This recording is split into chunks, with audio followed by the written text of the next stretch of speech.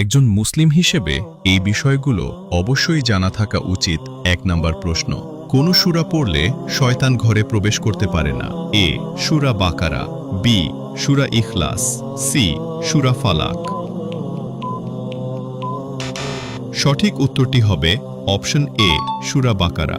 আপনি যদি কোরআনকে ভালোবাসেন তাহলে কমেন্ট করুন আই লাভ কোরআন।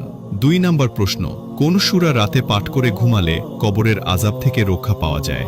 এ সূরা মুলক, বি সূরা ফালাক, সি সূরা নাস।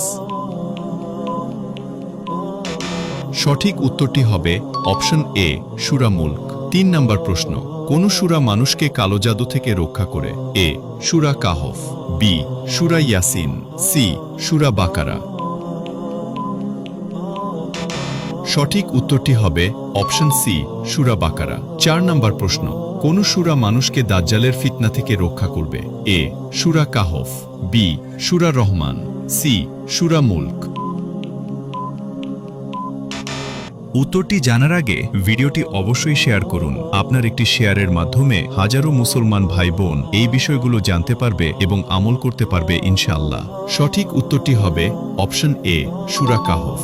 যে ব্যক্তি সূরা কাহফের প্রথম 10টি আয়াত মুখস্থ করবে বা পাঠ করবে সে দাজ্জালের ফিতনা থেকে নিরাপদ থাকবে। আল্লাহ তাআলা আমাদের সবাইকে আমল করার তৌফিক দান করুন, আমিন। কয়টি প্রশ্ন উত্তর দিতে পেরেছেন অবশ্যই কমেন্ট করুন।